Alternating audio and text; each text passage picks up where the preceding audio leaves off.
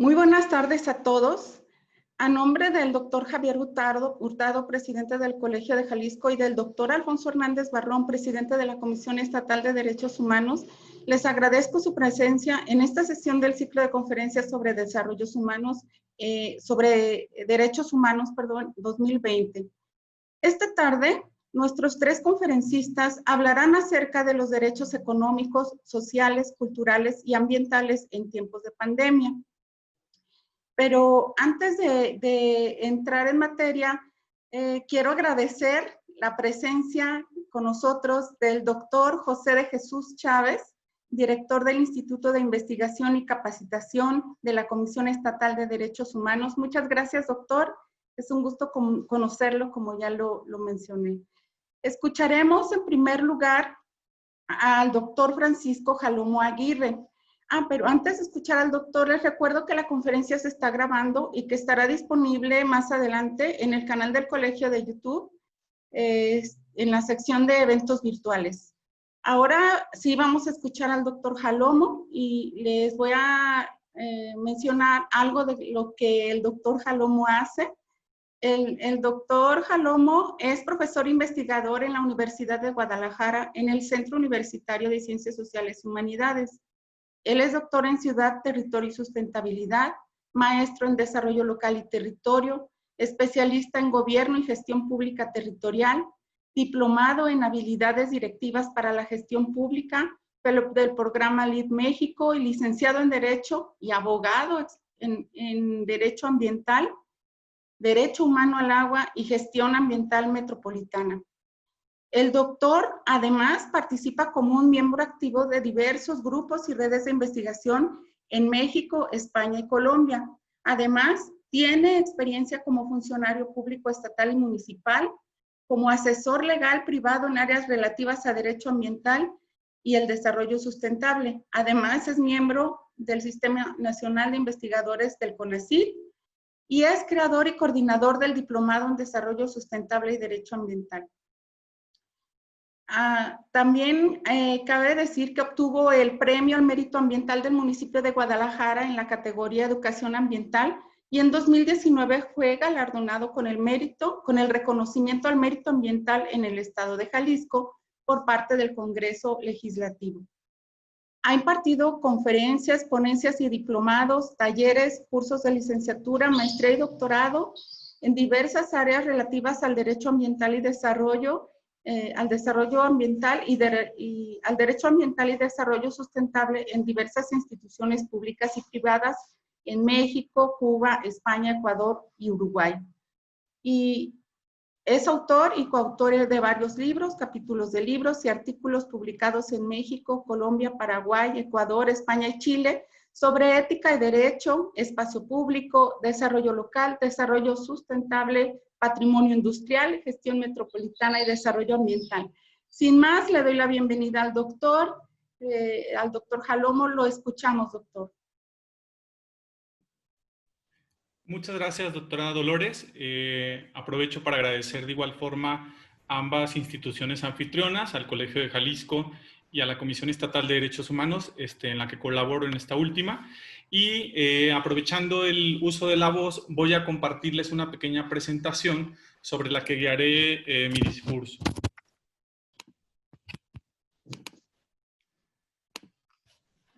Nada más les agradecería si me pueden indicar si ya observan la misma, la presentación. Ya se ve, doctor. Muchas gracias. Bueno, como cuestión introductoria a la tarde de hoy, con la información que les vamos a compartir, yo les voy a hablar acerca de los derechos económicos, sociales, culturales y ambientales, los derechos llamados DESCA por las siglas. Dividiré la charla en tres grandes secciones. Primero, entender y comprender qué son los DESCA. Segundo, cuándo surgen los DESCA. Tercero, México y este tipo de derechos económicos, sociales, culturales y ambientales. ¿Qué son los DESCA? Hemos escuchado hablar seguramente de derechos culturales, del derecho a la salud, de derechos como al trabajo y en el trabajo, a la educación, a la protección de la familia, a la seguridad social, a la protección social y derechos ambientales. Todo este conjunto de derechos enunciados constituyen el gran grupo de lo que se denomina los derechos DESCA. Los DESCA, por sus siglas, como ya lo referí, entonces son aquellos derechos tanto económicos, sociales, culturales y ambientales. Pero esto no siempre fue de esa manera, como lo vamos a ver más adelante.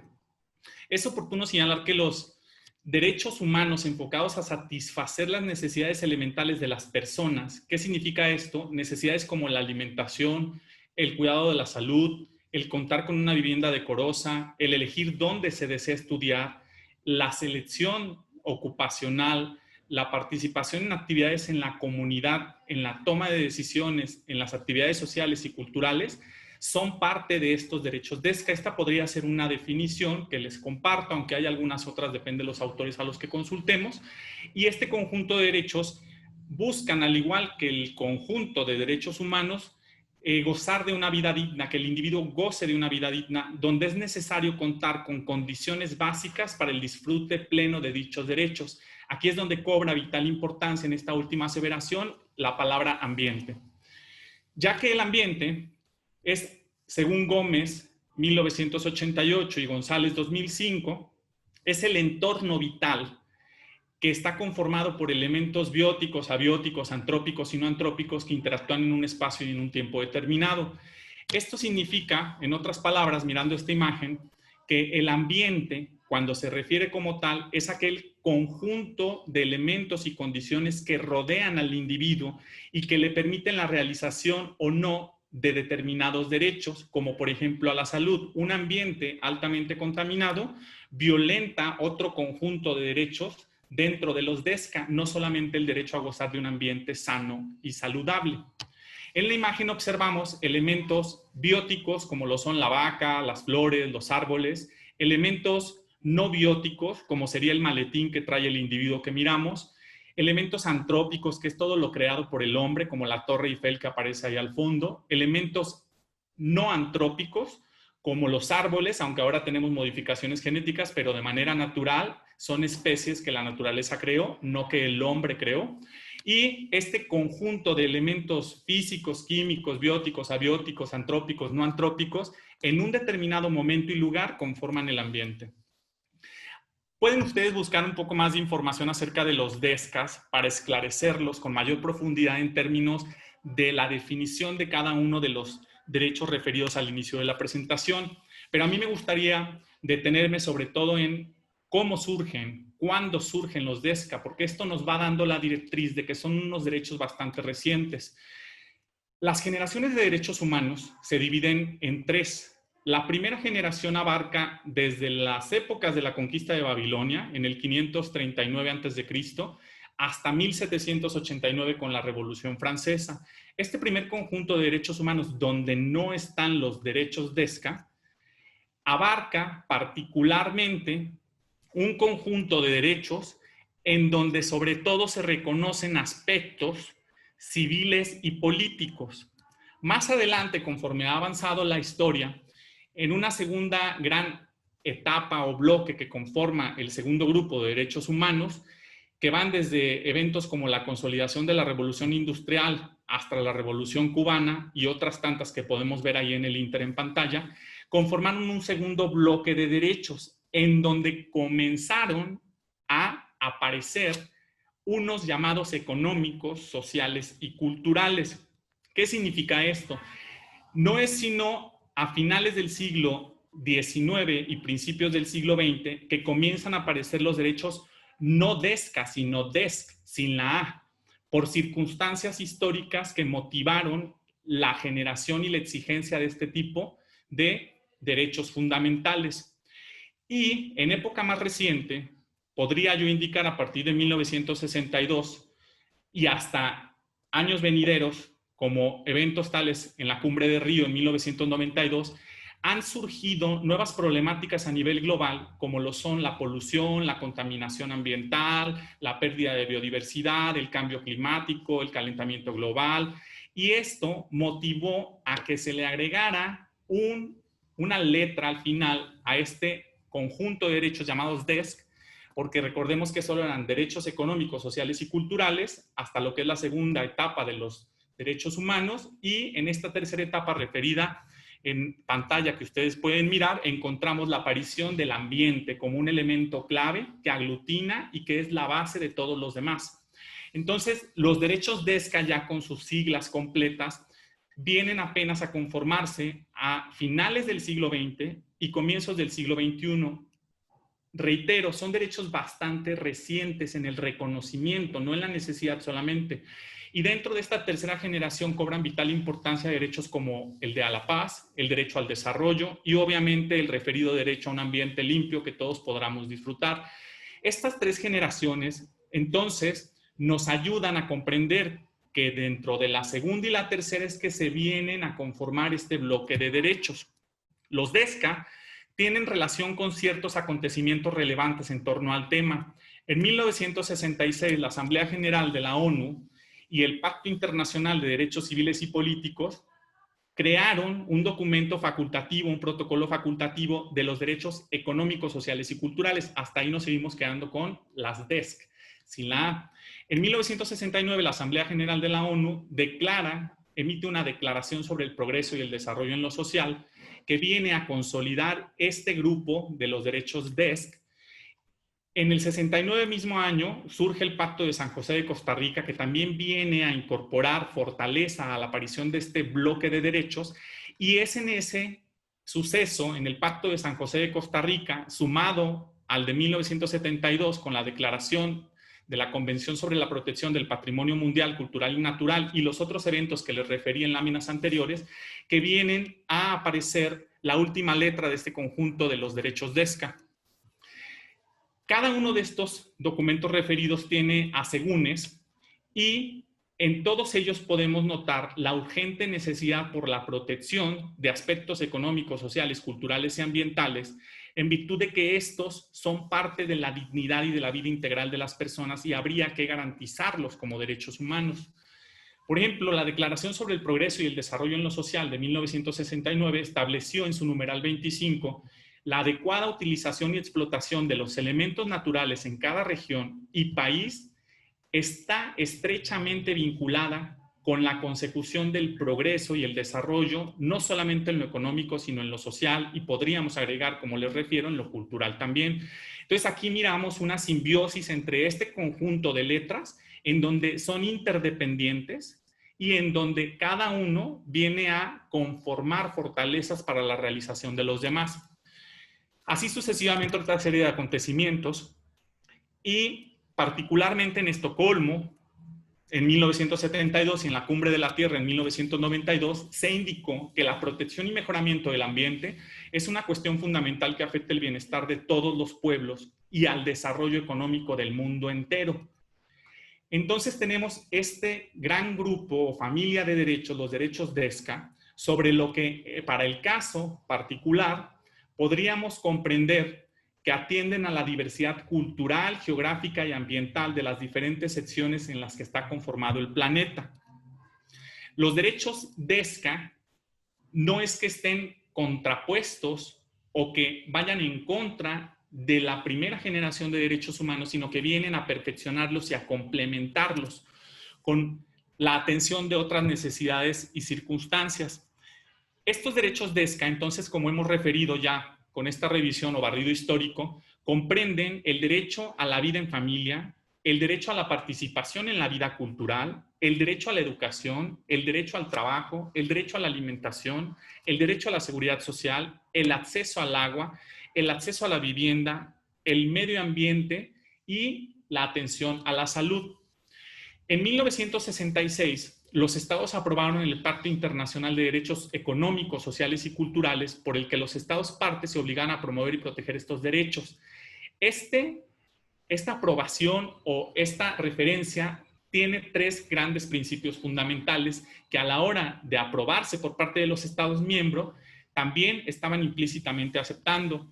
Respetar los derechos DESCA, esto significa abstenerse de interferir en el disfrute del derecho, proteger los derechos DESCA, es decir, impedir que otras personas interfieran en el disfrute al derecho y hacer reales estos derechos.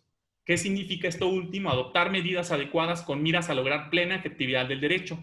Esto que les acabo de referir es una obligación de respetar, de proteger y de realizar por parte del Estado mexicano, porque el Estado mexicano fue parte del Pacto Internacional de Derechos Económicos, Sociales y Culturales antes referido. Además, en 1998, lo que es América Latina y el Caribe se suma a este gran grupo de reconocimiento de derechos DESCA con el Protocolo de San Salvador, en donde se adiciona la cuestión ambiental por las fechas a las que estamos refiriendo. El órgano principal a nivel internacional, creado en virtud de la aparición de estos derechos, es el Comité de Derechos Económicos, Sociales y Culturales de la ONU. La finalidad de los DESCA, entonces, busca que las personas dispongan de la capacidad y la libertad necesaria para vivir una vida con dignidad y lograr la eliminación de las barreras sociales que obstaculizan la plena participación de todos en la vida económica, social e, insisto, cultural.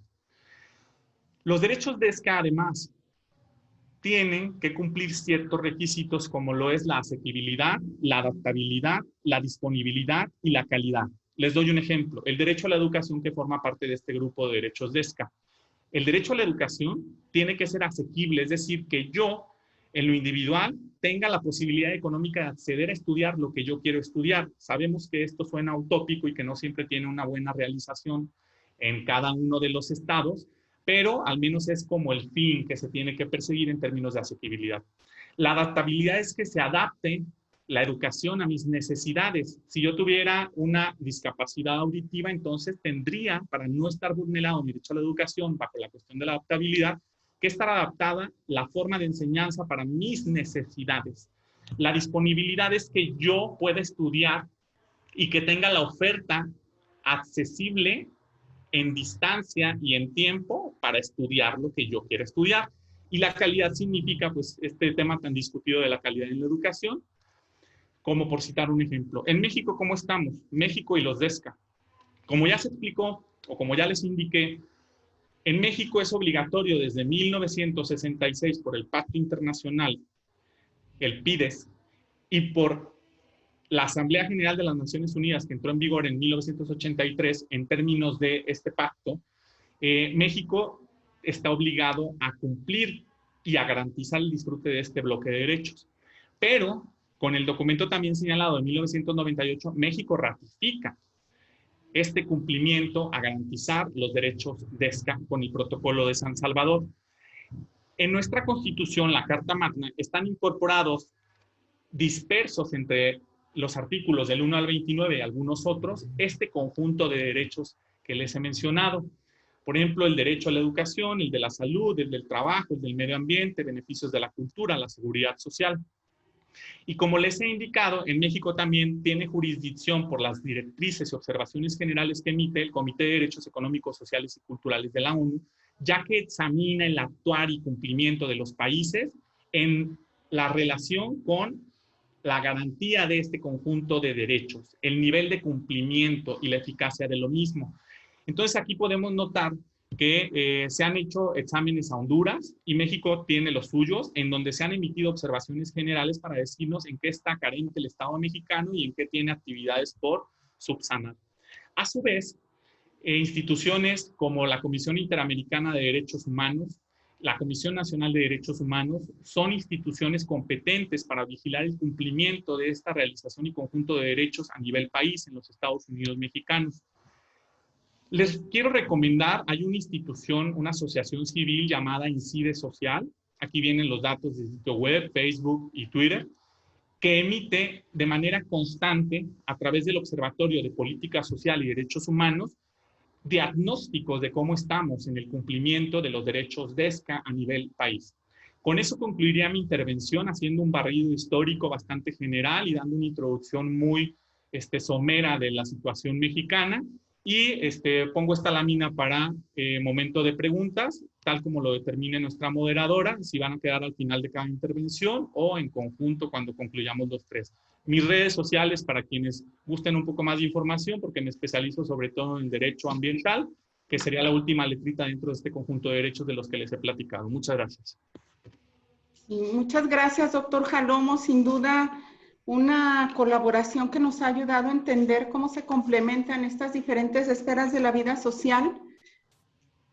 La propuesta es que se conjunten todas las preguntas al final para que en la medida en que algunas vayan de manera generalizada, cualquiera de los tres pueda responder al público. No sé qué les parece. Bueno, en ese sentido, pues también invito a la al público que está conectado, que ya vaya formulando sus preguntas y, para que nuestros colaboradores, nuestros conferencistas las respondan, ya sea de manera dirigida, que ustedes digan a quién va la pregunta, o si va de manera general para que cualquiera de los tres o los tres, si ellos gustan, puedan responder a sus cuestionamientos. Bueno, pues vamos a dar paso a la conferencia de la doctora Katia Marisol Rico Espinosa y me permito presentarla a ustedes. La doctora es abogada y maestra en Derecho por la Universidad de Guadalajara. Es egresada de la 4ª generación del doctorado interinstitucional de Derecho en la región Centro-Occidente, programa con reconocimiento de la Asociación de Universidades e Instituciones de Educación Superior, mejor conocida como ANUYES, e inscrito al Padrón Nacional de Posgrados de Calidad del CONACYT, obteniendo el grado de doctora en Derecho. Actualmente, la doctora se desempeña en la Comisión Estatal de Derechos Humanos en Jalisco como visitadora adjunta y jefa especializada en asuntos ambientales. A su vez, forma parte del Consejo Editorial de la revista Derechos Fundamentales a Debate de la Comisión Estatal de Derechos Humanos de Jalisco y además es profesora en la licenciatura y posgrado de diversas universidades, entre ellas la Universidad de Guadalajara, la Universidad del Valle de Atemajac, entre otras. Allí en estas universidades imparte diversas materias y además ha participado en diversos foros de investigación jurídica nacionales e internacionales, entre los que destacan los de las Casas de la Cultura Jurídica de la Suprema Corte de Justicia de la Nación, Universidad de Valladolid en Segovia, España, Universidad de Salento en Italia. Cuenta con una estancia internacional de investigación doctoral realizada en el Instituto de Derechos Humanos Bartolomé de las Casas de la Universidad de Carlos III de Madrid. Y finalmente les comento que ella ha publicado diferentes artículos en revistas indexadas nacionales y tiene un libro publicado con título Problemas y Soluciones en el Estado Constitucional Democrático. Le damos la bienvenida a la doctora Katia y la escuchamos con atención. Gracias, doctora, por estar aquí con nosotros. Muchísimas gracias, doctora Dolores. Bueno, pues bienvenidos a todas y a todos a esta tarde de plática respecto a los DESCA y la situación que guardan actualmente en este momento, en esta pandemia que nos suscita, ¿no? Bueno, atendiendo precisamente a las generalidades y al barrido histórico que bien nos tuvo a dar de preámbulo el doctor Francisco Jalomo, voy a permitirme compartirles por aquí una presentación en donde a grosso modo estaré más bien aterrizando las circunstancias de lo general a lo particular, si bien el tema es un poco amplio en virtud de que, como ustedes ya lo estuvieron analizando, nada más si me pudieran confirmar si alcanzan a percatarse de que compartí ya la presentación, si me pudieran confirmar. Aún no, doctora. No se alcanza a ver, doctora. Aquí está. ¿Ya? Ahora sí. ¿Va? Sí. Ahora sí, ¿verdad? Sí, nada más falta hacerlo pantalla completa.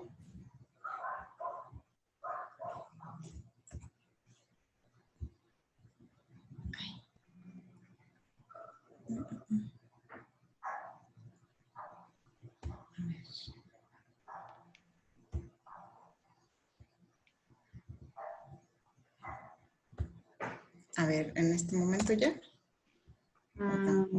¿No? Bueno.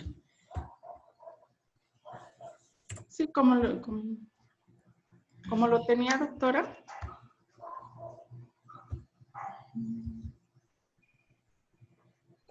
Ya está listo.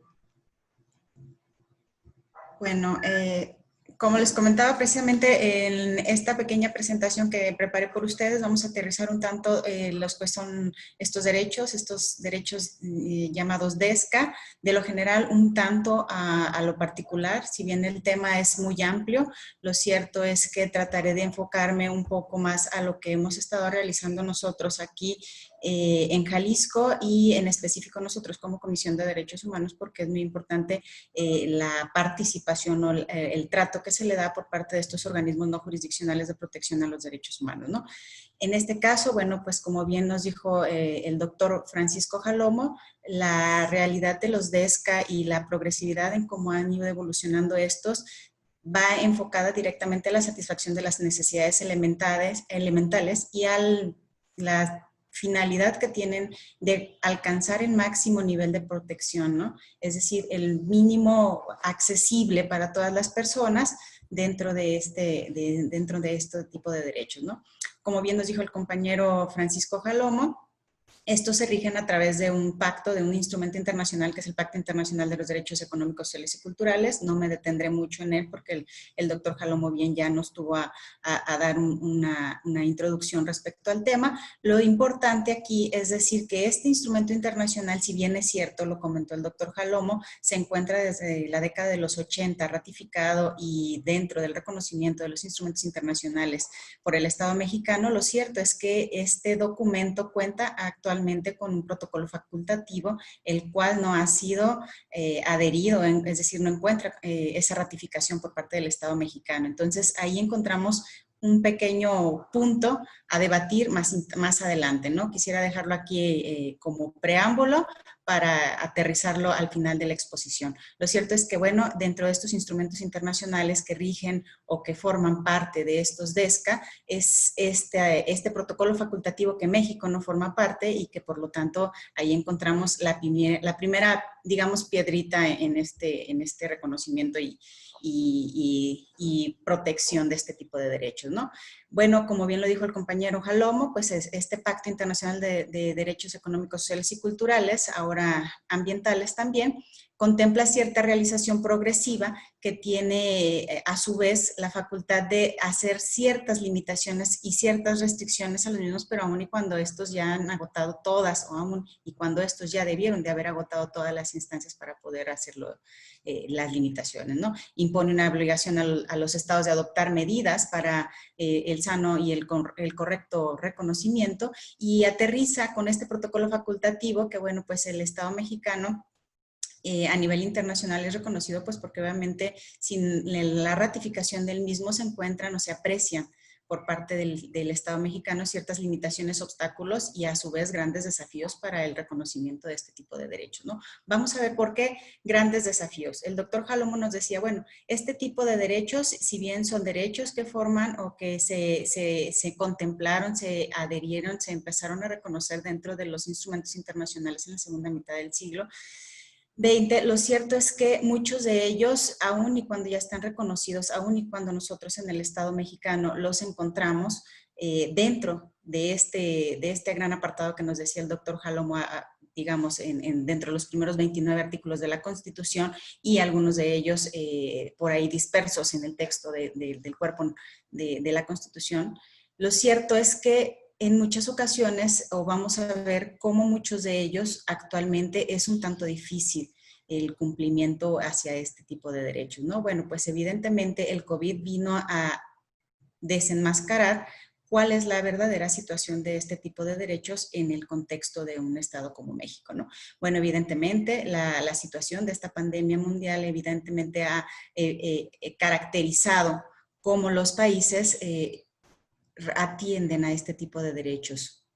Tenemos un trabajo informal que forma parte, un porcentaje muy amplio de la población y a su vez al tener este trabajo informal en un porcentaje muy elevado, pues tenemos una falta o una carencia en cuanto a la seguridad social de esta población que se encuentra dentro del trabajo informal, ¿no? Tenemos una disputa total o muy, muy frecuente de lo que es los recursos hídricos. Bueno, pues evidentemente al seguir con esta disputa de los recursos hídricos, lo cierto es que en México el derecho al agua y el saneamiento forma parte del texto constitucional a partir del 2012.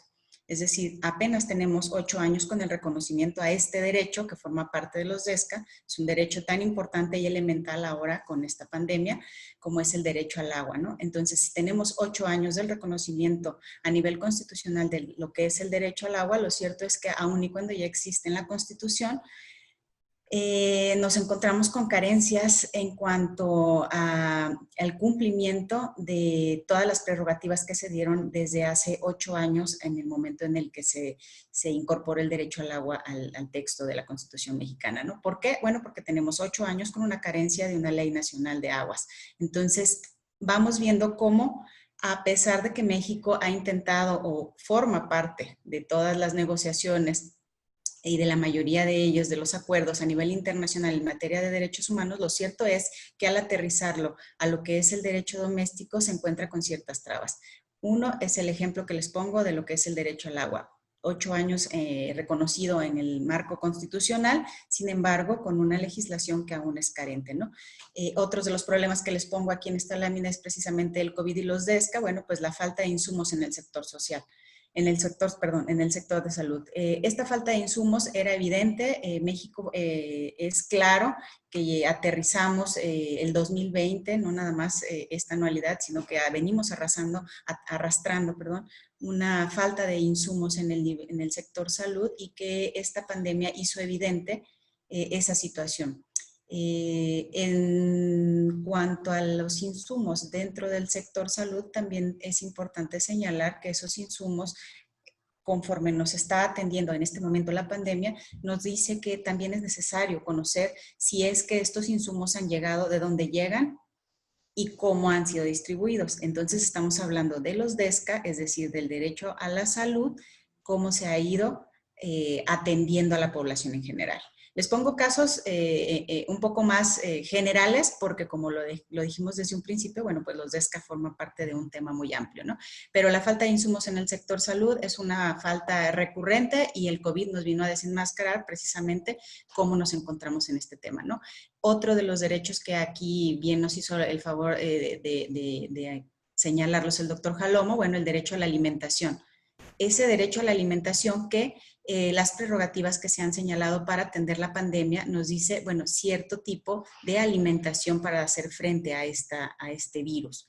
Pero entonces nos viene a desenmascarar ahora otro tipo de alimentación que a nivel país es representativo, ¿no? ¿Y cuáles son estas representaciones? Bueno, pues evidentemente el lugar que ocupa México a nivel mundial en cuanto a la obesidad, en cuanto a la diabetes y en cuanto a la hipertensión. Estas comorbilidades que a final de cuentas vienen a incidir o a vincularse directamente con el COVID-19. Entonces, estos DESCA, el COVID-19, la alimentación y las enfermedades. Por consiguiente, el derecho a la salud. Pero, ¿qué pasa entonces cuando tenemos unas comunidades que evidentemente e históricamente se han encontrado en una vulneración reiterada? Entonces, venimos a señalar esa desigualdad que el COVID nos ha hecho mayor énfasis, ¿no? Esa desigualdad que se vive en la sociedad, esa desigualdad que se vive dentro de la población mexicana y que a final de cuentas ahora nos viene a evidenciar el COVID. El COVID nos dice, bueno, existe esa desigualdad, existen esos grupos vulnerables, claro, y existen todos esta interrelación que se encuentra dentro de los derechos humanos para atenderlo. Entonces venimos a hablar no nada más de una desigualdad a ciertos grupos vulnerables, sino también dentro de los DESCA encontramos el derecho a la educación, que bien como nos dijo el doctor Jalomo, pues forma parte de este tipo de derechos y ahora con la pandemia nos vienen a decir las autoridades que la educación de los niños y niñas y adolescentes se llevará a cabo a partir de marzo de este año de manera virtual. Entonces, ahora a esta situación, a este momento histórico en el que nos encontramos, se le agrega otra evidencia más de cómo es el reconocimiento y la protección de los DESCA en México. Nos vienen a evidenciar una brecha digital exageradamente tremenda, no nada más en las comunidades que históricamente se tenían contempladas, es decir, aquellas comunidades lejanas, aquellas comunidades en su mayoría de las comunidades y poblaciones indígenas, sino que así dentro de la misma zona metropolitana se encuentra esa brecha digital que puede ser palpable y que ha venido a evidenciar el COVID en esta pandemia, ¿no? Entonces, eso es lo que ha venido a evidenciar lo que actualmente tenemos, pues ahora con lo que es el COVID y los DESCA. Pero, ¿qué ha pasado de marzo del 2020 hacia julio, que es el mes en el que nos encontramos? Bueno, pues evidentemente no nada más se han evidenciado estas carencias por parte del Estado mexicano, sino que se han señalado ciertas directrices por dependencias, en este caso de defensoras de derechos humanos, como lo son la Comisión Interamericana de Derechos Humanos, que emitió la resolución 1 de este año, en donde nos hace una referencia sobre la necesidad de potencializar en aquellas regiones donde existen mayores desigualdades, como en el caso de México, una mayor atención a ciertos grupos y a ciertos grupos de vulnerabilidad, y muchos de ellos se encuentran aterrizados dentro de lo que se conoce como los DESCA, ¿no? En este caso, la Comisión Interamericana advierte que los estados deben atender las recomendaciones de las instituciones internacionales y nacionales y también escuchar a especialistas. También se manifiesta la urgencia de crear mecanismos y políticas públicas que permitan enfrentar no nada más la pandemia, sino la crisis económica que está dejando esta enfermedad. Evidentemente, a garantizar el acceso íntegro de los derechos, en específico en los que nos ocupa el día de hoy, que son los DESCA. ¿Para qué? Pues para evitar o prevenir pues mayor vulnerabilidad de este tipo de grupos a futuro. Y en el caso muy específico que les comentaba, bueno, aterrizando a lo que es el COVID en Jalisco, como bien ya lo mencioné, pues claro, todas estas situaciones carentes que se han manifestado en todo lo que es el Estado mexicano, pues en Jalisco no estamos exentos, ¿no? Pero en el caso de Jalisco, en esta lámina que yo les comparto, bueno, el COVID-19 en Jalisco, pues nosotros como Comisión de Derechos Humanos nos hemos dado la tarea de evidenciar por parte de todas las áreas que se integran en esta defensoría, y se han emitido una serie de informes especiales, pronunciamientos y exhortos que involucran el respeto de los DESCA dentro de esta contingencia, ¿no? Se han emitido documentos por la falta de infraestructura tecnológica en las comunidades indígenas, como les comentaba, para fortalecer las medidas preventivas del COVID en los territorios indígenas, para atender, obviamente, con medidas de prevención y atención a la violencia en contra de las mujeres en el contexto de esta pandemia, evidentemente para atender la reactivación gradual de la economía en el Estado, para atender también la prestación de servicios que se prestan a los pensionados y a los beneficiarios del Instituto de Pensiones de Jalisco, el regreso no presencial a las clases y la conclusión de la distancia del ciclo escolar actual, y bueno, evidentemente la inactividad en el caso de las acciones jurisdiccionales, es decir, del Poder Judicial, cómo ha mermado este tema. Nos hemos pronunciado a favor de las y los policías, nos hemos pronunciado también en cuanto a la situación de la restricción de derechos que se dio en meses anteriores. Evidentemente hemos hecho varios recorridos en diferentes instituciones, hemos exhortado a los 125 municipios para que en el caso de que se esté llevando a cabo una obra pública o privada, las circunstancias o las afectaciones que pudiesen darse al medio ambiente no se den por hecho, es decir, que se tomen en consideración todos los lineamientos y que se dé certeza jurídica respecto a ese tipo de obras, porque muchas de las obras, en el caso de que hablamos de megaproyectos, pues recuerden ustedes que deben de tener su previa consulta, ¿no? Entonces, se han hecho varios informes especiales, se han realizado giras y ahora sí que virtuales en cuanto a la atención que se ha dado de forma integral al interior del Estado. Y bueno, todo esto nos representa una serie de retos que no nada más como institución, es decir, no nada más como Comisión de Derechos Humanos tenemos, sino también como como pobladores, ¿no? Tenemos esta responsabilidad de materializar la recuperación histórica y el estudio de esta situación. Tenemos el propósito, obviamente, de revisar, reparar, prevenir y de proponer mejores formas de hacer frente a una emergencia. Y más cuando esta aún no concluye, y más cuando a esta nos dicen que hacen falta todavía varios de los meses de este año para atenderla. Y evidentemente necesitamos urgentemente la vinculación de dependencias en donde se atienda de manera directa o indirecta este tipo de derechos. Los DESCA y otros derechos humanos deben de ser visibilizados por autoridades con una atención atenta y comprometida.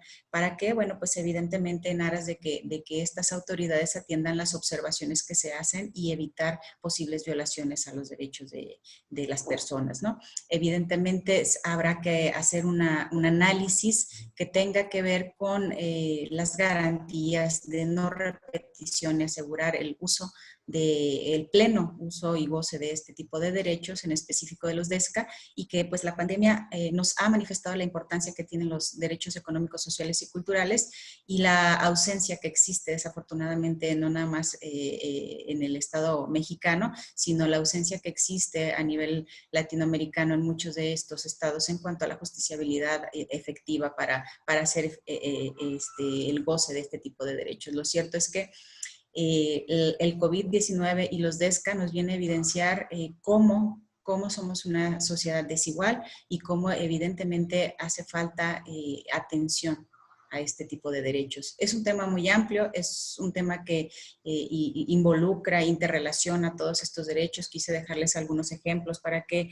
analizáramos un tanto la importancia de los DESCA en esta pandemia que nos está comiendo el año y que evidentemente nos hace pensar y analizar cómo es que vamos a responder, no nada más como profesionales, como profesionistas, como servidores públicos, sino como seres humanos.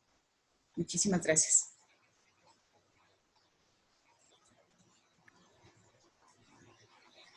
Muchas gracias, doctora Katia Marisol.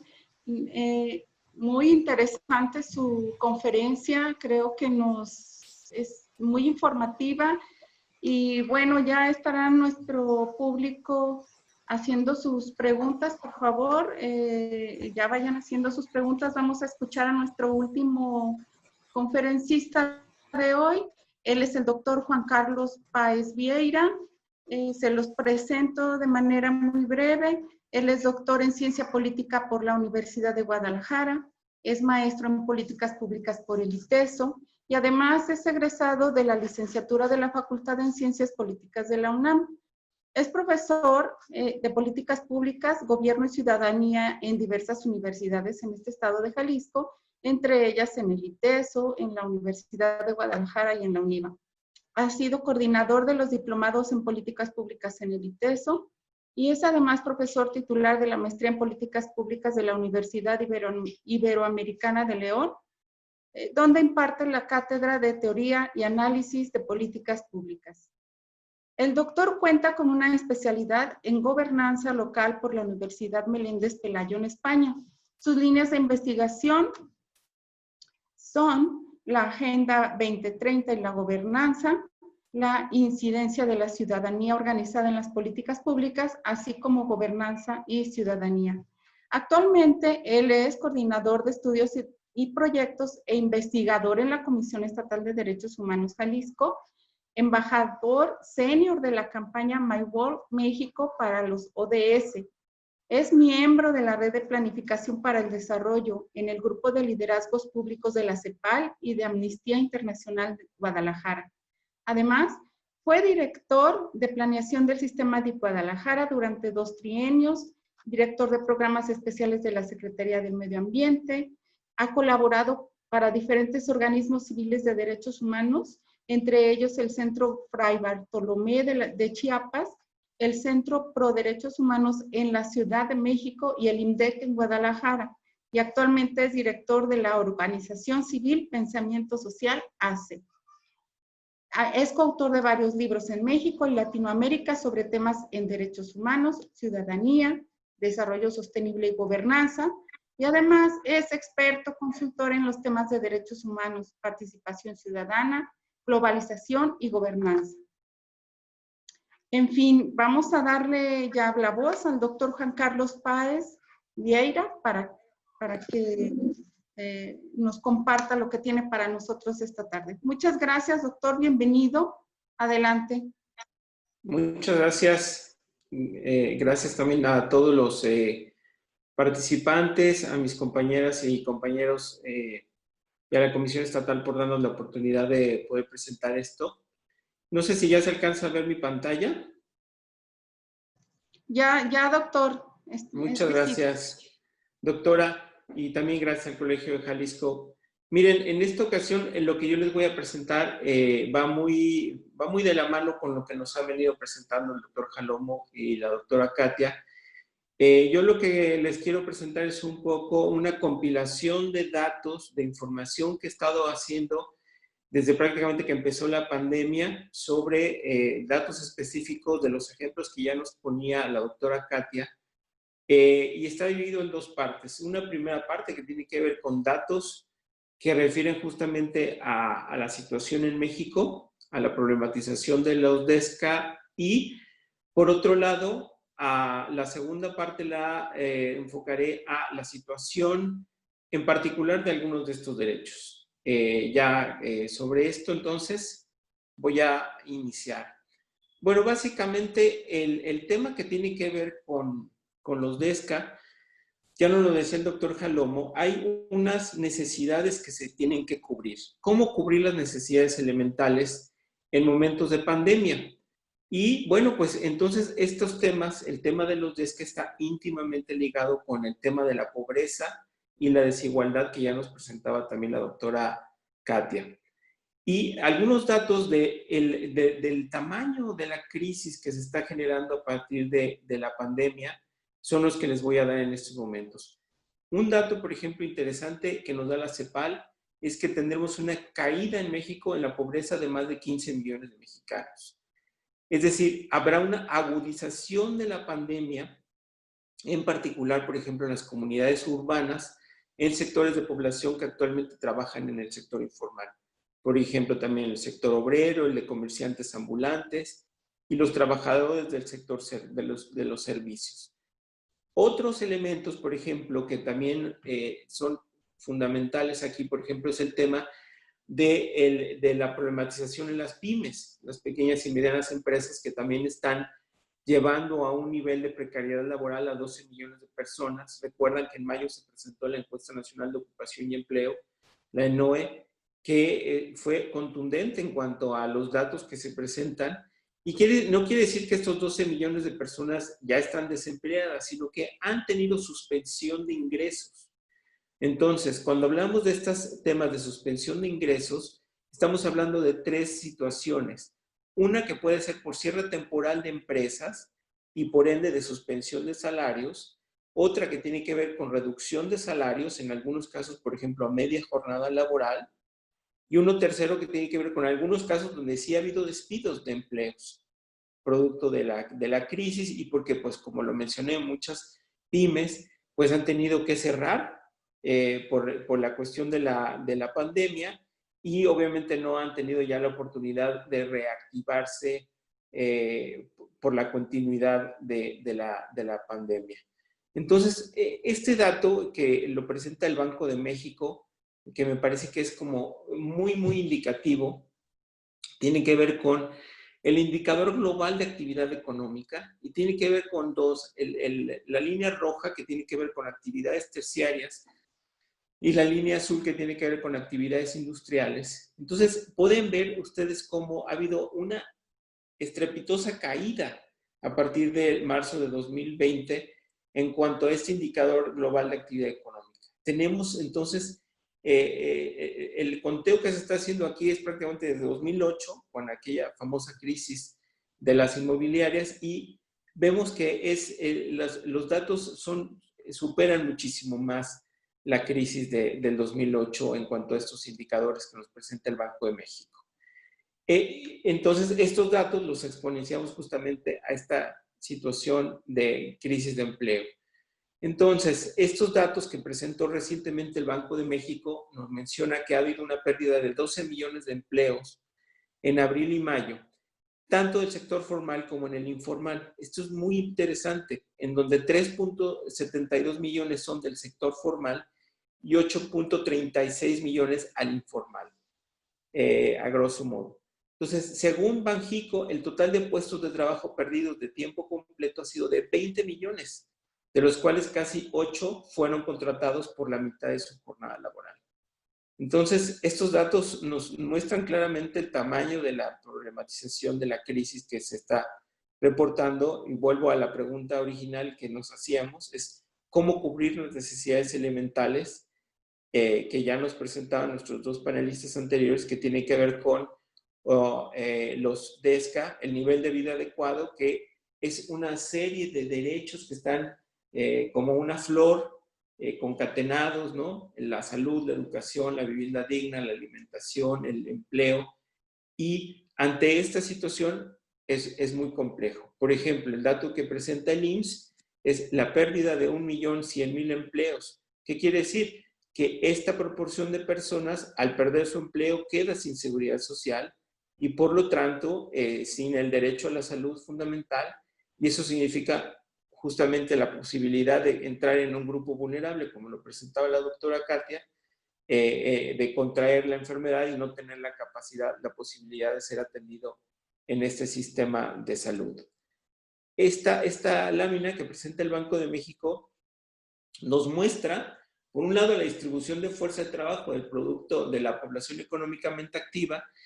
Vean cómo cae la población económicamente activa del 57.3 al 45.4 y la población no económicamente activa también hay un aumento del 38.5 al 50.2. Entonces, esta es la dinámica que se genera en torno a la pandemia y las consecuencias que esto puede traer, que está trayendo para nuestro país. Algunos datos específicos que nos presenta, por ejemplo, el doctor Daniel Vázquez de la Flaxo, que recientemente pude escucharlo en un panel, en un webinar sobre los DESCA que presentaba la Fundación Nelson Mandela, presenta estos datos, ¿no? Entre 6.5 y 7.5 es la caída del Producto Interno Bruto. Luego, la pobreza por ingreso aumentará hasta 8%. Tenemos 9.8 millones de personas que podrán caer, que caerán seguramente en pobreza alimentaria. Y la pobreza extrema podría aumentar hasta 10.7 millones de mexicanos más, es decir, que se suman a los niveles de pobreza extrema.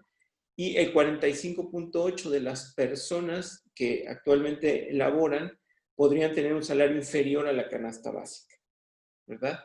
Entonces, este conjunto de derechos, por ejemplo, el salario insuficiente, que es como parte de los derechos económicos, en los derechos del trabajo, es concatenado o es un derecho que se concatena en cascada con otros derechos, por ejemplo, el derecho a la alimentación, como lo mencionaba la doctora Katia, o el derecho a una vivienda digna, o el derecho a una alimentación adecuada, o a una salud adecuada.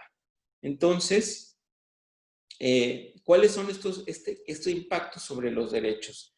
Primero, impacta, obviamente ya lo decían mis dos antecesores, sobre el instrumento más importante, que es el Pacto Internacional de Derechos Económicos, Sociales y Culturales. Y yo me detengo en el nivel de vida adecuado, que para mí es como un derecho como fundamental, que me he mencionado tanto en el PDESC como en la Declaración Universal de los Derechos Humanos, y que da cuenta de la importancia de este derecho y que da cuenta un poco de lo que mencionaba Jalomo de cómo cubrir necesidades elementales. Y lo voy a poner a continuación. Este derecho, que está inscrito en el artículo 25 de la Declaración Universal de los Derechos Humanos, dice que toda persona tiene derecho a un nivel de vida adecuado que le asegure a ella y a su familia la salud, el bienestar y en especial la alimentación, el vestido, la vivienda, la asistencia médica y los servicios sociales necesarios. Asimismo, tiene derechos como el seguro en caso de desempleo, enfermedad, invalidez, viudez, vejez y otros casos de pérdida de sus medios de subsistencia. Entonces, fíjense nada más, este es el derecho marco de los DESCA, de un nivel de vida adecuado, porque nos presenta esta dinámica. Entonces, si vemos esta lámina y la ponemos a filtro con la problematización del COVID, con los datos que presentaba anteriormente sobre pérdida de ingresos, pérdida de empleo, pues estos derechos entonces vienen a verse disminuidos y a verse anulados prácticamente. Ya en la parte de los derechos económicos, me detengo en estos tres, por ejemplo, el derecho al trabajo, el derecho a la igualdad de condiciones laborales y el derecho a la seguridad social, que se empiezan a menoscabar en estos momentos de la crisis de la pandemia. Y mencionaba recientemente también en un webinar en el que estábamos con Carolina Toro, ella mencionaba un dato que me pareció muy interesante. No todos podemos quedarnos en casa, ni todos podemos mantener nuestro trabajo durante la pandemia.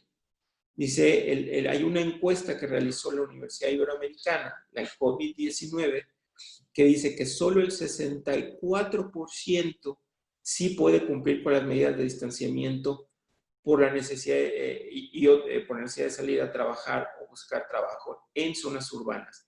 Este es un dato interesante porque, como lo mencionaba la doctora Katy, es decir, no es solamente que tengan con las condiciones infraestructura en sus domicilios para poder tener trabajo, sino que también sus centros de trabajo hayan decidido llevar o desplazar el trabajo a casa y que lo puedan hacer.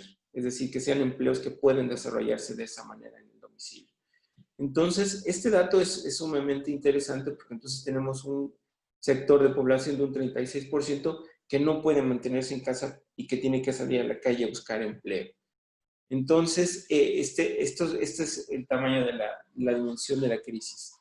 Ya nos adelantaba Katia algo muy interesante que tiene que ver con el tema del derecho a la educación particularmente. Es decir, el derecho a la educación también se está viendo menoscabado por la crisis, en tanto que nos pone en evidencia estas desigualdades. Datos de la UNESCO mencionaban que solo 2.5 millones de niños y niñas mexicanos pudieron tener acceso a la educación en línea de manera correcta, debido a varios factores. Uno, la accesibilidad o inaccesibilidad de Internet, es decir, solo 59% de hogares no cuenta con Internet en zonas urbanas, pero esto se acrecenta en las zonas indígenas y en las zonas rurales. Es decir, el 85% de las personas en zonas rurales no tiene acceso a Internet. Entonces no hay posibilidad de llevar la educación así de manera remota. Lo mismo con la accesibilidad a un equipo de cómputo adecuado, incluso el acceso a luz eléctrica. Los que hemos andado mucho en campo sabemos que pues, hay comunidades donde aún no llega la luz eléctrica, y las condiciones de infraestructura básica en los hogares. Es decir, la infraestructura no solamente es tener luz, sino también tener un espacio adecuado para poder llevar a cabo tu actividad educativa y el acompañamiento pedagógico que te puedan dar los adultos o que podamos dar los padres. Pues, y ahora en esta pandemia también me he pasado estos 3 meses de papá maestro en casa también, ayudando a que los niños puedan sacar adelante las clases y este tipo de cosas, ¿verdad? Entonces, esto, como decía la doctora, evidenció una crisis en el sistema educativo para adaptarse a la virtualidad y también la imposibilidad de impartir clases virtuales en zonas rurales. Es decir, el modelo no está hecho para que pueda llevarse esa virtualidad a estas regiones. En cuanto al derecho a la salud, que ya nos mencionaba o ya nos adelantaba algo la doctora, hay 4 elementos fundamentales que también nos presentaba el doctor Daniel recientemente. Uno, la carencia de infraestructura hospitalaria para atender la pandemia. No hay capacidad en el sistema de salud pública. Segundo, la falta de acceso a los sistemas de seguridad social de al menos 30% de la población mexicana, según datos de la ENES, de esta encuesta nacional de seguridad. Hay 30% que no tenía, esta se hizo creo que la última en 2018, no tenía la posibilidad ni de accesar al seguro social ni de accesar tampoco al seguro popular. Entonces, ese 30% de población no podía acceder. Y el 55% de la población económicamente activa está en el sector informal. Por lo tanto, también esta imposibilidad de acceder de manera idónea al derecho a la salud. Y ya lo mencionaban también mis antecesores, más de 7 millones de personas no tienen acceso al agua potable en sus viviendas para seguir con las medidas de aseo que está presentando el sector salud que requerimos para poder cuidarnos de la pandemia. Entonces, un tema también del que poco se habla, pero que también hay que mencionar es el derecho a la vivienda. Existe un problema de un gran sector de la población porque en la crisis también hay un problema para pagar rentas, ¿no? Por tanto, también se están dando desalojos, hay problemas graves para el pago de hipotecas, está generando una situación aguda en cuanto a la capacidad de cubrir el derecho a la vivienda. Hay un aumento en la población en situación de calle, ya ha habido información periodística que nos ha dado cuenta del aumento de la población en calle en estos meses en Jalisco. Y un elemento importantísimo es los refugios para personas en situación de calle pueden convertirse también en centros de contagio sin las medidas adecuadas de atención. Es, por lo tanto, muy importante que se pueda dar esto. Ya saben que yo estoy muy casado con el tema de la Agenda 2030, no puedo dejar de mencionarlo, me parece que es importantísimo mencionar qué sucede con la Agenda 2030 y la pandemia.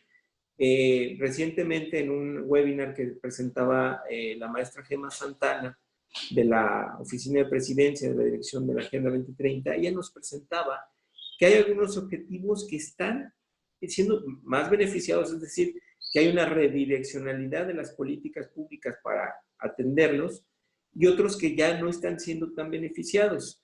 Básicamente, ¿cuáles son los sectores, los ODS que están más ahora concentrados? Son los Objetivos de Desarrollo Sostenible que estaban en la agenda de los ODM, los 7 objetivos que tienen que ver más con temas sociales, salud, educación, alimentación, etcétera. Pero los objetivos que no han sido beneficiados y que, por supuesto, por el contrario, se están viendo mucho más limitados y obviamente tiene una lógica, son los objetivos ambientales. ¿Por qué? Porque los objetivos ambientales sí estaban en una agenda internacional y nacional de políticas públicas, pero ahora están siendo menoscabados por la crisis y porque los recursos públicos se están yendo a la atención inmediata de la pandemia y de la atención inmediata del sector salud, por ejemplo, y de los sectores de la infraestructura social que se requieren para atender esta pandemia y para atender las modificaciones que requiere una política social de esta magnitud y de esta envergadura. Esto lo comento también un poco también como haciendo, poco poniéndole pimienta a la discusión con mis compañeros, pero es una realidad. Esto nos lo presentó Gema Santana porque ellos hicieron una encuesta sobre las entidades federativas y se vio esta repercusión que está teniendo sobre los objetivos de desarrollo sostenible. Y bueno, por último, me parece fundamental hablar del tema de la afectación que está teniendo en los pueblos y comunidades indígenas la pandemia. Ya de por sí tenemos una precarización en las cuestiones de los pueblos indígenas, pero ahora sobre todo tenemos que ver que la falta de acceso a servicios de seguridad social y sanidad y la falta de instalaciones adecuadas y accesibles para las comunidades estará afectando severamente a las comunidades. Hay un dato interesante que tiene que ver con la informalidad de los trabajadores indígenas. Datos de la OIT que presentan que el 82% de los trabajadores indígenas están en la informalidad. Encontré un dato específico para México del INEGI que presenta que el 70% es en nuestro país. Y bueno, obviamente también, ya aquí no me lo alcanzó a poner la laminita, pero había un elemento importantísimo que es que lo que tiene que ver con las cadenas productivas y con las cadenas de servicios, por ejemplo, los servicios turísticos, la venta de artesanías de las comunidades indígenas, que también obviamente en estos meses se ha visto de manera especialmente afectada, tanto en la parte del sector turismo como en la parte del sector del comercio, de las comunidades y pueblos que ya no tienen esa capacidad de poder llevar ese recurso a su casa. Entonces, esta afectación es mucho más grave. Ayer estaba leyendo una nota justamente de la OIT que decía que la pandemia que viene después de la pandemia en los pueblos indígenas tiene que ver con la hambruna, que se espera que pueda estar ocurriendo por una problematización de imposibilidad de llevar recursos económicos a sus hogares de parte de las comunidades y pueblos originarios. Entonces, esto es muy grave, la afectación a los pueblos indígenas de la pandemia. Por último, bueno, 3 conclusiones. Lo primero, como ya me lo mencionó la doctora Katia, la pandemia visibilizó los problemas estructurales del modelo económico y las carencias del sistema de protección social y del régimen de bienestar en este país. Segundo, la precarización de la economía continuará mientras no se llegue al semáforo verde y existe una apertura completa. Y por lo tanto, el reinicio de las economías, particularmente la nacional y la de Jalisco, es un dilema entre la flexibilización de la estructura productiva bajo los lineamientos de seguridad ante el COVID y las consideraciones socioeconómicas para la reactivación. Entonces, bueno, pues estamos en este panorama, que no es un panorama que todavía ahorita podamos decir, ya, salimos de él, entramos a una nueva normalidad, sino por el contrario, se sigue agudizando en función de que se sigue manteniendo esta situación de problematización de la salud. Muchas gracias, doctora Dolores. Sería todo.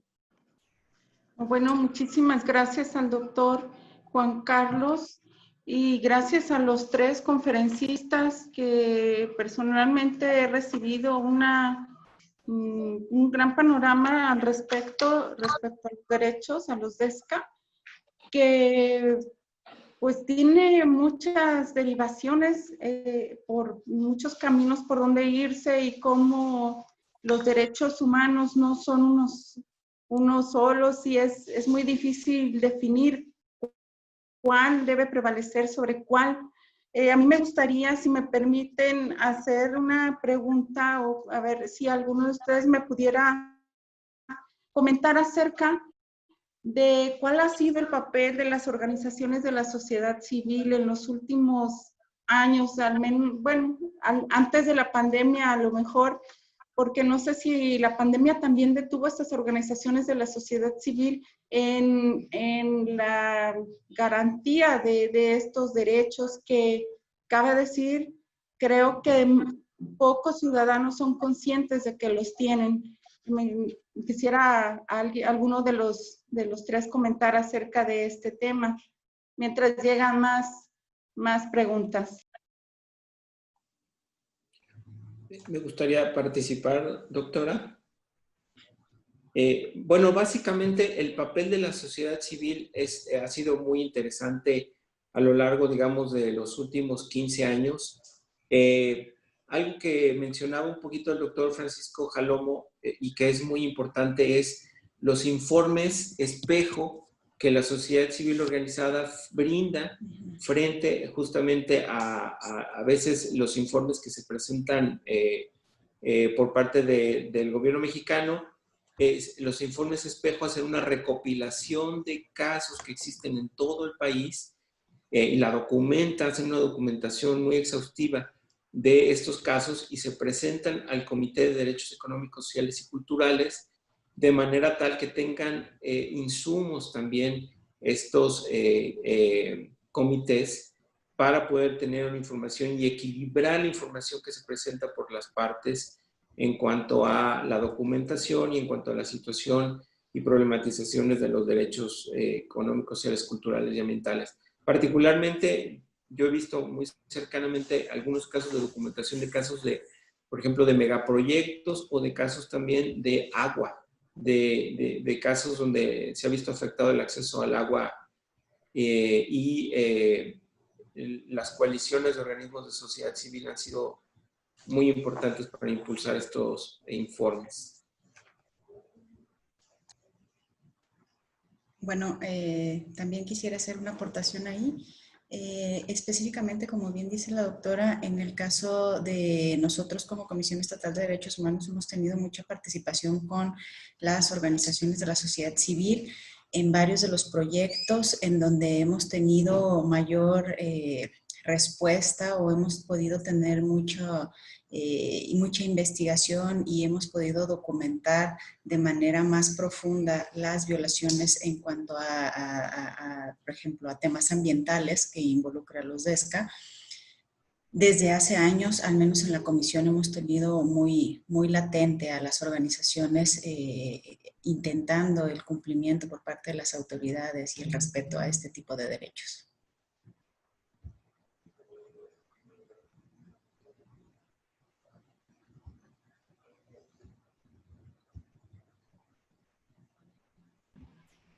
Doctora Dolores, el micrófono lo tiene cerrado.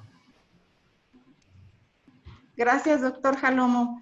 No lo había notado. Les decía que voy a dar paso a la participación de los asistentes. Y en primer lugar, Azalia Picos agradece a todos los panelistas y manda saludos al doctor Juan Carlos Páez.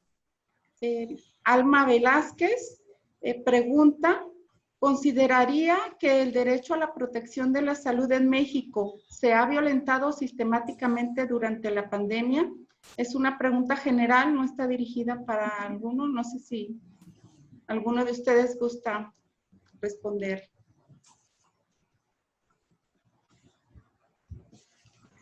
Bueno, el doctor Jalomo, adelante. A ver, doctor. Seré breve para compartir la intervención. Yo considero, porque para esto faltaría hacer un estudio mucho más detallado para dar una respuesta más fehaciente, pero a mera percepción considero que sí hay una violación sistemática. Más habría que considerar, y nos toca poner las cosas como en su justo medio, el Estado no estaba preparado. Ni ni otros que tienen mejor sistema de prestación en servicios de salud. Entonces, no estoy diciendo que se exime de responsabilidad al ente estatal, sino que habría que ser comprensivos en donde sí son omisiones serias que son reiteradas en condiciones desde antes de la pandemia y en donde, a pesar de que tenían la cobertura, los servicios, la atención, honorarios, etcétera, esto quedó rebasado. Entonces, habría que diferenciar los distintos casos para dar una visión más objetiva, una respuesta un poco más imparcial. Gracias, doctor. Doctora.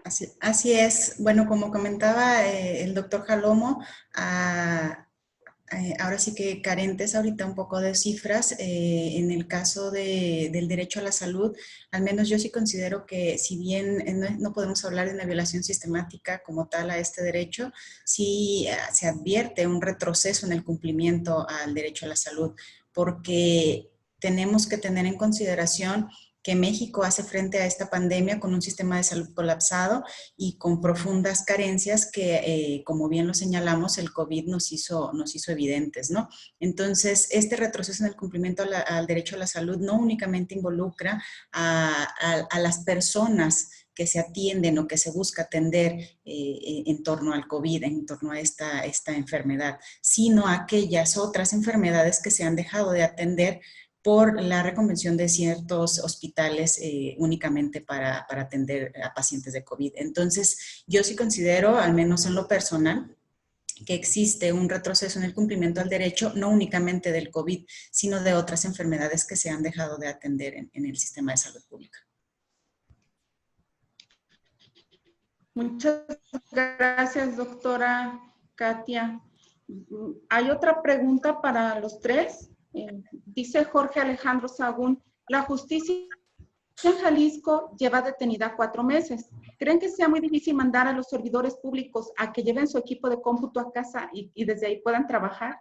Me voy a permitir leer una pregunta más de Braulio Mendoza. Él dice, me gustaría que nos pudieran hablar cómo la entrada del TECMEC anudando al contexto del COVID-19 viene a agudizar la vulnerabilidad, o si es el caso, a beneficiar los DESCA en México. si tuvieran conocimiento de ello.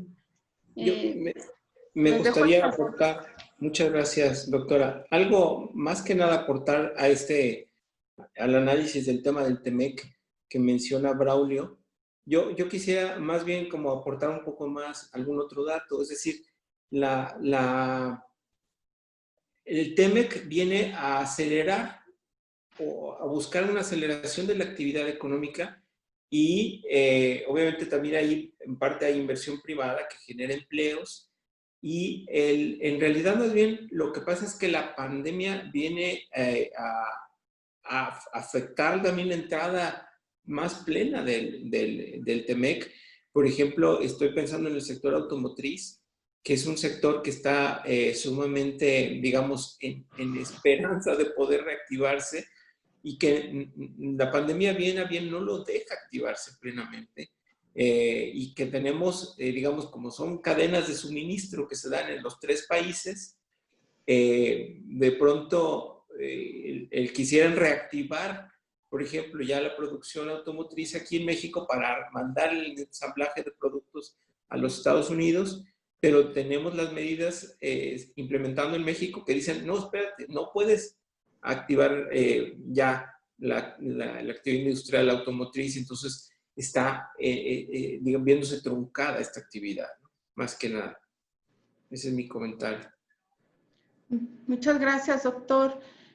Con respecto a la anterior pregunta, hay una de Luis Eduardo que es más o menos al respecto. ¿Cómo debe ser la reapertura de los juzgados protegiendo el derecho a la salud y teniendo un acceso a la justicia de forma completa? Los felicita y les agradece. Adelante, doctor. Bueno, en relación con ese tema que ahorita se abordó en este último comentario por parte de la doctora Dolores y que es motivo de una de las interrogantes, yo considero, bajo una opinión, insisto, bastante personal, que el detener la actividad de impartición de justicia fue un error o es un error, en virtud de que así como la prestación de servicios de salud continuó, porque es una atención básica elemental para garantizar, por ejemplo, el disfrute de ese derecho, también la impartición de justicia debe haber continuado con las medidas necesarias, sí, con una programación adecuada, sí, con una reducción en la anuencia y asistencia de personas a los edificios públicos, pero no parar completamente y de lleno. Y en las cifras que daba el doctor Juan Carlos Páez, quizás podríamos desagregar y decir cuántos abogados se quedaron sin empleo, cuántas personas que se quedaron sin empleo no pueden recurrir a la impartición de justicia para reclamar alguna violación que no fuera con motivo de la contingencia, porque la sucedieron. Y bajo esta circunstancia creo que fue una ruta errónea el cierre en los juzgados y los lugares de impartición de justicia. Habría muchas alternativas y se fueron ahora sí que, como diría mi mamá, por la fácil, ¿no? Muchas gracias, doctor. Una pregunta más. ¿Los familiares de pacientes con COVID-19 han visto vulnerado su derecho a la información?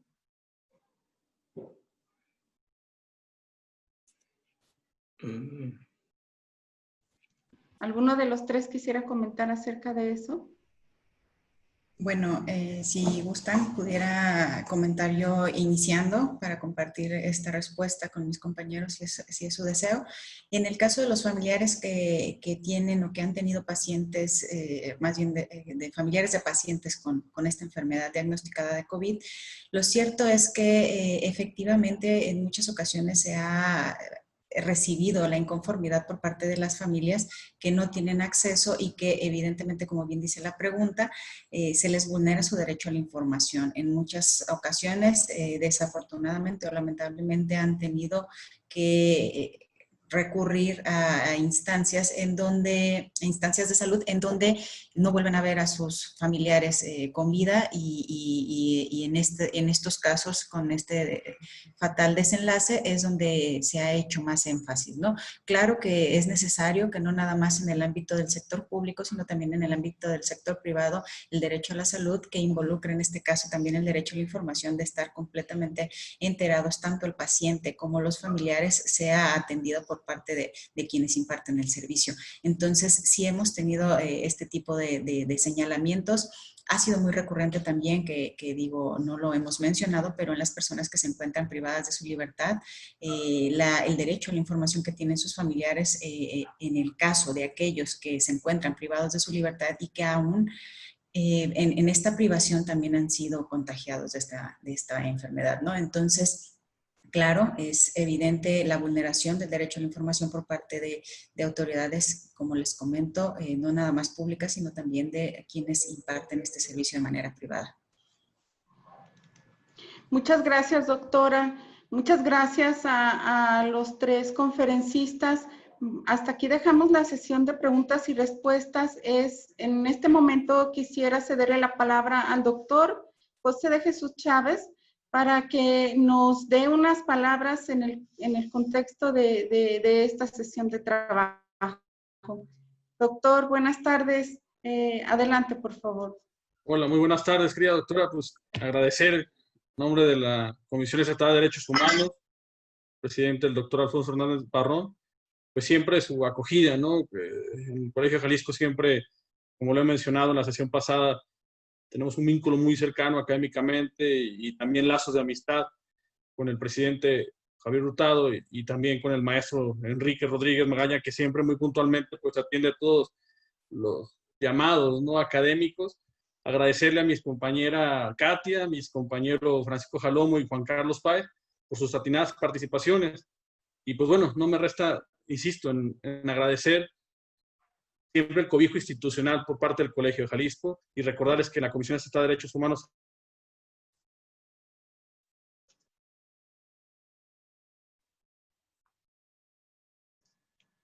¿Sí? Pues muchas gracias, doctor, y le agradezco a usted y le agradezco a los conferencistas toda su generosidad al compartir todos estos conocimientos que tienen, y les agradezco también a los asistentes a nombre del doctor Javier Hurtado, y pues les recuerdo o más bien les comento a los conferencistas que ya se les hizo llegar por medio de correo electrónico sus constancias de participación en este evento, y al público en general les invito a participar en la siguiente conferencia que tendremos en el marco de esta sesión, de este ciclo de conferencias sobre derechos humanos, que se llamará Los derechos humanos en tiempos de COVID, personas con discapacidad, personas adultas mayores y de salud. Y estas conferencias se van a llevar a cabo el 28 de julio a las 5 de la tarde. Así que por lo pronto dejo hasta aquí la sesión, agradeciendo a todos, como ya lo dije, y a nombre del Colegio de Jalisco y su presidente, el doctor Javier Hurtado. Muchas gracias.